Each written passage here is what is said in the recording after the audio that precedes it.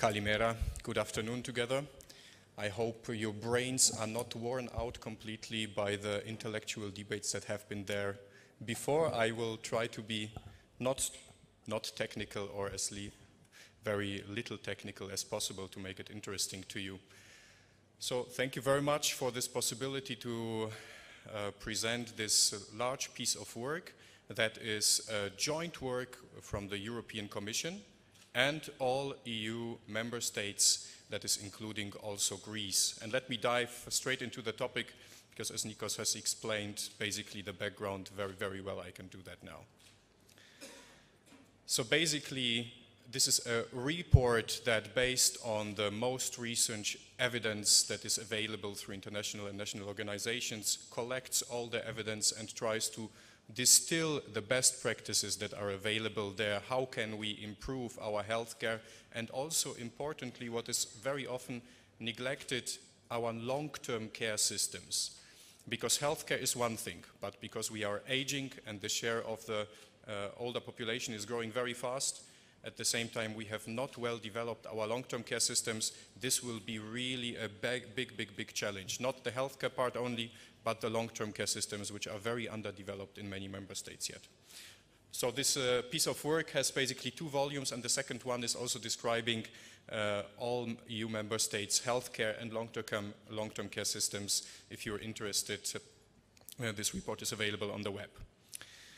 It's a joint report, as I said, and I feel this is very important and gives also validity to it. It's really member states that have put lots of effort into this and have signed off and have endorsed and have said, yes, this is the challenges, this is the policy options that we have to come up with in order to make our systems more sustainable. It's also a joint report, and we have tried to do this here proactively between the Ministries of Finance and Ministries of Health.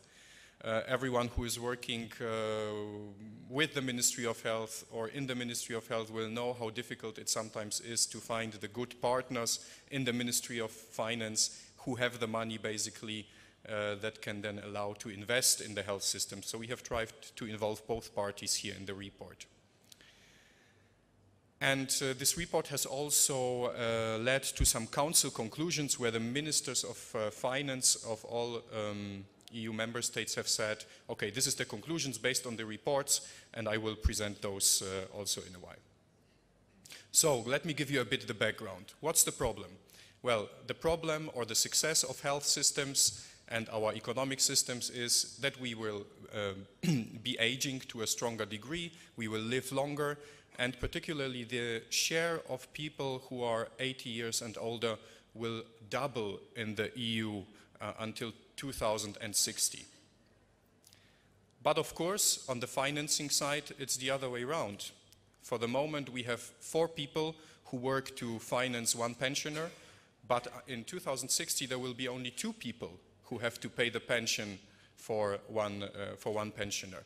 So the financing side is going to be a huge challenge. We are looking mostly on the expenditure because it's a bit easier. We are neglecting a bit the financing in all the discussions, but this is the huge challenge to have enough money in future to sustain our systems. Another challenge is related to the increase in life expectancy and what will happen to healthy life years. So if you look at this graph for men, for example, currently men in the EU live in healthy life years 62 years, more or less, but 16 years are spent in long-term sickness or disability. So 16 out of 78 years is spent in sickness. This is already a considerable share that basically shows you where the demand for healthcare, long-term care services comes from. But then the green part is the estimated increase in life expectancy until 2060. So for men, we can expect that in 2060 life expectancy will increase by 6 years on average. And here the question, of course, is will our healthcare systems be able to have this increase in good health, or will it be spent in bad health? For the moment, the success story in many medical fields is huge in the sense that people live longer, but they have to be treated for much longer periods. So there is, unfortunately, in the EU, let's say, the more of a more of evidence of an expansion of morbidity. People will live longer, but will also live longer in disability and sickness. Of course, from this demand and those increases in life expectancy comes the fiscal challenge. So this is on the EU level. In 1990, we have spent around 5.8% of GDP on our health systems. Now it's 8.7%, so this is public spending only. And until 2060, we can expect that it will increase to 12.6% of GDP. So this means that 50% increase. And as Nikos already said, it's mostly, this increase is not mostly related really to the development of our medical knowledge, of our medical technology, which is very, very useful in many cases, although in many cases we also don't know its effectiveness, but is also very costly. So this is the huge fiscal challenge. And in fact, as Nikos has already mentioned, the European Commission issues recommendations for health systems in this regard, specifically because rising healthcare and long-term care expenditure is a key fiscal risk in the future for at least 12 EU member states. So for at least half of the EU member states, this is important. And it's more important even than pensions. We are aging, but pension reforms have been taken to a large degree in many member states, such that pensions are not projected to increase so much, but healthcare and long-term care systems still are. There is lots of work to be done in order to bend the cost curve in a more horizontal direction. Let me be a bit more concrete. What are the challenges that we see? I will be a bit macro in this to keep the time. So what you see here in this graph is the ambulatory care sensitive conditions for which patients are hospitalized in the EU. Currently, statistically, you have a chance that one out of 7 that you will be hospitalized 1 time per year. So 1 out of 7 citizens in the EU is hospitalized every year. But as you see, for example, for Bulgaria, 20 plus 10, so 30% of the hospitalizations are in principle or in theory preventable. They don't have to be hospitalized. Let me give you an example of heart failure, for example. There is 1.6 million hospitalizations for heart failure in the EU, but according to medical experts, around 60% of those hospitalizations are preventable because they could be treated in ambulatory care, or they could be preventable altogether by good health promotion and disease prevention policies. So 1 million of heart failure hospitalizations are preventable in the EU. And as you see, this is summing up through many, many disease categories. So for Bulgaria, 30% of hospitalizations are maybe preventable. For Germany, also close to 30% and so on. So this is a huge share. And of course, part of this story is because we have excess hospital bed capacities in the EU. So this bit complicated graphic is basically showing, if you look at the lower graph at the right, for the moment, the hospital bed overcapacities in curative care are 20%. So we have 20% too many beds in the EU by conservative assumptions. Now, if we assume that the length of stay, because of medical progress, will go down until 2030 by 20%, if we also assume some changes in the hospital production model, in the sense that some of the cases that are hospitalized now will be able to be treated outside hospitals. These are the green and the red curves, so shift to ambulatory care. Then the challenge will, then basically hospital bed overcapacities can go up to 30% or even 40% on the EU level. It is very strongly by country, but this is just an average. But this shows you, if we have hospital bed overcapacities of 40% in 2030, we will need to change the whole way how we think about hospital care production. And there is a big wave of restructuring and consolidation of the hospital markets that is needed in the EU. So this is one key challenge. Of course, the other side of the coin is the other challenge: weak primary care systems, not integrated care systems. This graph basically shows on a couple of categories how strong primary care systems in the EU are. And you see that some countries like the UK, but also Portugal and Spain and others, they have very strong primary care systems. What does this mean? Well, they spend more on primary care first of all and are able to achieve higher accessibility to a wider range of services and also a continuity of care, such that the patient doesn't have to go over and over to the same doctor, make the same screenings again and duplicate prescriptions for medicines and so on and so on. Other countries perform less well on this. So this is the other side of the coin, that basically those health systems who are very hospital-centric, they have also a relatively weak level of primary care.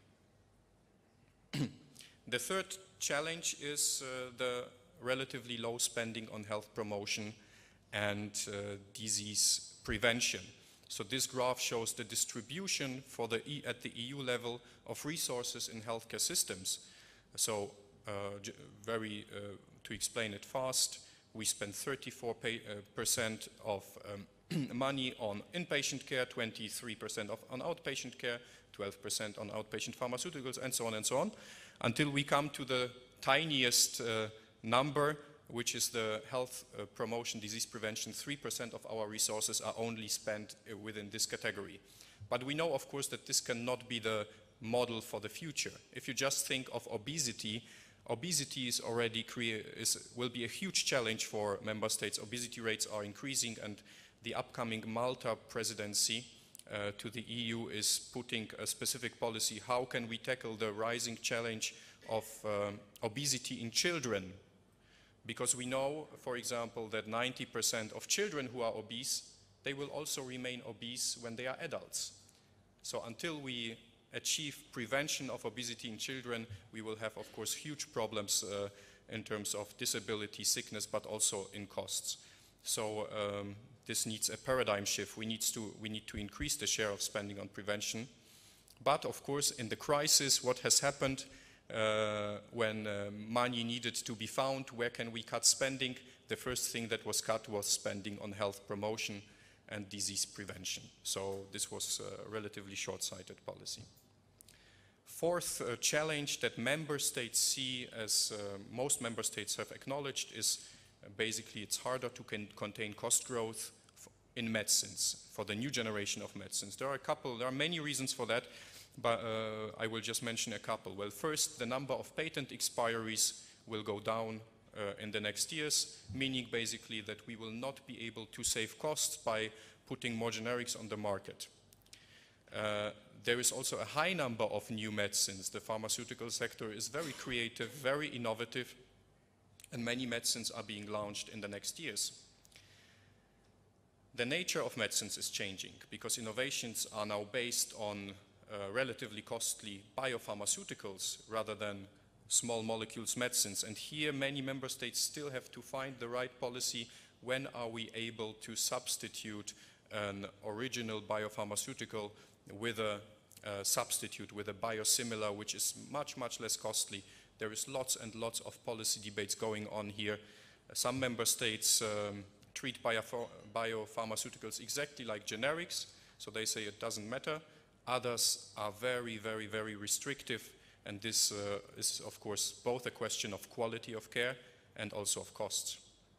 And of course, many pharmaceuticals, if you think of personalized medicine, they target small populations, and we haven't even found the right way yet how to evaluate the effectiveness and cost effectiveness of many of those medicines for the moment. So we need even a change, and of course there is lots going on here in the way we evaluate those medicines.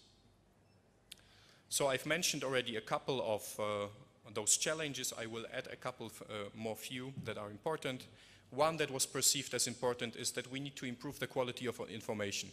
So very often we don't know when does it make sense to invest more money in healthcare. We don't have the right evidence, and this is perceived as a challenge. Healthcare spending has also a bit the burden that there are frequent budget overruns. So the Ministry of Finance often says, I cannot give you more money next year because you will overspend anyway, so I better give you a bit less. So this is, of course, a bit of a challenge that can be tackled, however. Around half of the member states have also stated that fraud and corruption in health systems is also a very, very big challenge. And decision-making is divided in ministerial silos. The Ministry of Health is acting on its own, while the Ministry of Finance and others are acting on their own. It's difficult to develop a long-term vision how to change healthcare systems in such a governmental setup. So let me go into some of the options that member states have basically figured out what can be done in order to get the things on track. And most of those are not very surprising, I would say even. And this is maybe the disappointing thing, that they are not too surprising because there's lots of work that needs to be done on the basics. Oh, doesn't work. Okay. So I will talk about healthcare governance and spending efficiency and financing. Governance of healthcare systems. First, member states feel that the cooperation between the fiscal and the health policy authorities should be strengthened. This is really important. First, for example, in times of crisis, some member states have been able, through this cooperation, to avoid decreases in or cuts in health spending because they had a budget buffer, built a budget buffer for bad times. So this is like a fiscal policy tool that can help. But also what is more incoming is, for example, spending reviews for healthcare that the Ministry of Finance does together with the Ministry of Health in order to identify which areas where we spend money are not worth spending on and where should we invest more. And also this cooperation is important in order to be able to advocate investments that only will give the yields in the next 5 or 10 years or even later, like in health promotion policies. Adjusting the regulatory framework to support and strengthen efficiency and accountability. So this is of course about strengthening the link between the patients and the governors of health systems. And here I think what I have found during my short career so far is that transparency is needed, especially transparency that avoids putting on the ground all the time kind of emergency ordinances that are done without stakeholder involvement, that have to be revoked, have to be changed, and so on. But there are good tools how you can promote really the transparency and stakeholder involvement that are put in place in some member states that can be used here. Setting up of information technology and data management strategies to support monitoring and governance. Take the example of Estonia, for example, which has an integrated healthcare system. They have set up a data management system where every patient can go with his e-health card, can exactly see what was done with my primary care doctor and the outpatient specialist in hospital care. And not only this, he can also, the Estonian patient can take his card to Finland nowadays. There is a pilot going on this, and even get the care in Finland for some specific treatments, and the systems are compatible. So on this level, this is quite advanced, but basic IT technologies are, of course, a basis for governance. Something else basic that is missing very often that member states see is a policy option that needs to be explored is that every health policy reform should be assessed before it's put on the place, ex ante and ex post, after it has been implemented. This is often not done by the ministries, or even more not done by independent experts that put a bit more of a good stamp on the policy. So we need good assessment of health policy reforms. Workforce planning tools need to be used to manage the health workforce. I was just in the Czech Republic where the Ministry of Health is keen on improving health workforce planning for general practitioners, because they have realized that the average age of GPs there is above 55 years. So this is of course foreseeable that GPs will be missing in the next future. Of course, with rising demand, there comes also the problem on the EU level of health workforce migration. Richer countries attract doctors, nurses, which are much needed in the poorer countries. And this is also not a sustainable policy from an EU perspective. How to enhance the sustainability and efficiency? I will just put a couple of key points. Improving the financing mix is, of course, is of course key. That means to reduce, for example, the fragmentation. Who is actually contributing? Let me give you the example of Romania, where the spending on healthcare is very low, and one of the reasons is that only 20% of those who are insured publicly actually pay healthcare contributions. So for 80% of the insured people, the state has to find the budget, and of course this makes it very difficult to find additional money for the system. But also diversification of financing sources should be contemplated. Think of the sin taxes on sugar, on alcohol, on tobacco and so on, that can be employed both as a good health promotion policy, but also really to let certain parts of the industry also to pay for the diseases that are created then afterwards through the consumption of the products, to put it just like this. Benefits package needs to be based on cost effectiveness criteria, or at least effectiveness criteria. Yeah, there is lots of work that needs to be done here. Very often effectiveness on pharmaceuticals is assessed, but when we talk about medical technologies, there we are really just at the starting point. We know that medical technologies function in many cases, but we don't know how effective or how cost effective they are. And also there is too little effort put on disinvestment strategies. There is lots of treatments going on, old technologies employed in the system, while better are already there, but the disinvestment is not being done. Cost-sharing schemes should also be employed. So what is the private contribution to the healthcare systems, and to do it in such a way to preserve access, but also in order to avoid unnecessary treatments.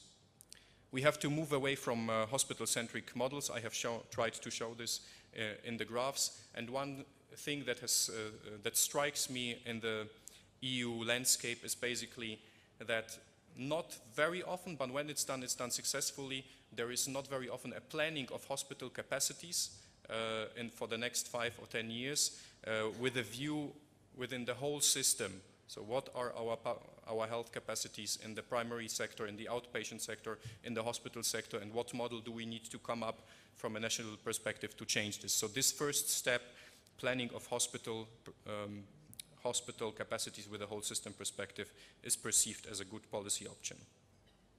We need to strengthen the cost-effective use and affordability of medicines. I think there are other presentations going into detail here. Let me just mention some key points that member states pointed out. First, we need to know the decision to pay for a medicine should be transparent and based on good criteria. We should have a budget impact analysis. How much will it cost us? We should also be able to reverse reimbursement decisions once we know that the medicine is actually not as effective as we have thought. And finally, and member states are trying to do that now, enhanced cooperation, for example, of purchasing medicines, such as done in the Benelux, but also Greece is starting to be involved in a network with Malta, Cyprus, Portugal and Italy, if I understand correctly. So these are a couple of things where one can join forces to strengthen the affordability. I see I'm running out a bit of time, and to allow for this discussion, I would skip the details on the long-term care systems, but let me just stress probably one point, that long-term care systems in the EU, they have a much higher diversity than healthcare systems. So some countries, they spend close to nothing on long-term care, 0.1% of GDP. Others, like the Netherlands, Denmark, they spend 4% of GDP on long-term care. And it's quite clear that for those countries that don't spend much money there will be a burden coming, especially because the daughters who take care of their parents for the moment, they will not be available because of population aging in future in many countries. So we will need a formal long-term care workforce that needs to be developed with good qualifications and just adequate numbers of carers in many, many countries. This is yet really in the starting point. And for example, this is also why we estimate that the projected increase in spending in long-term care will be higher than in healthcare. So the fiscal burden from long-term care systems in future will increase more than in healthcare. let me go straight into the Council conclusions. So basically the Ministers of Finance, based on this report, they have concluded that it is important to improve the efficiency of healthcare, long-term care systems. And of course, the European Commission, the European Union has to take into consideration that health policy is still the organization and delivery, and it probably should, to the largest extent, remain national policy. But the Commission should support Member States and see how we can complement national policies, such as, for example, in the pharmaceutical field. But also the Council invites the Member States to take concrete action where necessary in the different national contexts. So this is a strong mandate to continue based on this analytical report. Thank you very much. This is more or less it.